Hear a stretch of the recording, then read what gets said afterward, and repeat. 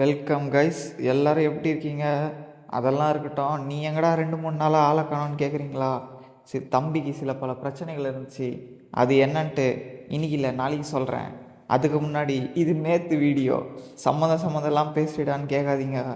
நேற்று கடைசியாக நோன்பு இருந்து ஒரு முடிவுக்கு வந்திருக்கேன். அதுக்கு முன்னாடி எங்கடா ஓடிட்டு இருக்கேன்னு கேட்குறீங்களா?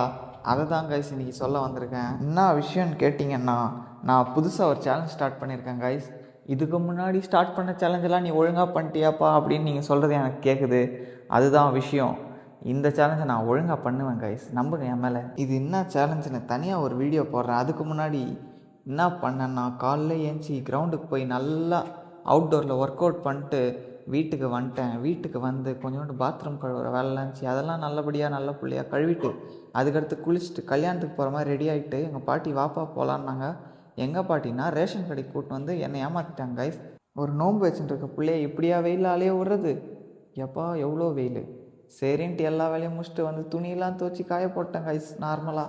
அதுக்கடுத்து என் ஃப்ரெண்டை போய் அவங்க வீட்டாண்ட விட்டுட்டு அதுக்கப்புறம் நமாஸ் இஃப்தார் பண்ணுறதுக்கு நான் மசூதிக்கு வந்துட்டேன் கைஸ். வந்து நல்லபடியாக நான் ஒரு இடத்த பிடிச்சி உக்காந்துட்டு அதெல்லாம் திறந்து முடிச்சுட்டு இங்கே வந்து ஜிம்முக்கு பார்த்தா 5 கிலோ கம்மியாகிட்டுக்கிறேன். ரொம்ப கஷ்டம், என்ன பண்ணுறது.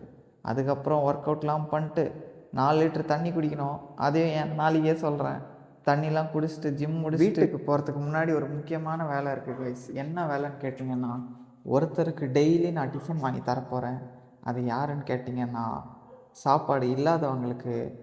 அதுக்கப்புறம் அவங்களுக்கு வாங்கி கொடுத்துட்டு எனக்கும் கடைசியாக ஒரு வாட்டி ஒரு quarter tandoori guys. Quarter tandoori வாங்கிட்டு வந்துட்டு சாப்பிட்டு புக்கு படிச்சுட்டு ப்ரஷ் பண்ணிட்டு மறுபடியும் தூங்க போவேன்னு நினச்சிங்கன்னா இல்லை, ஒரு 3 பேஜஸ் பேலன்ஸ் இருந்துச்சு, அதை படிச்சுட்டு இன்றைக்கான நாளை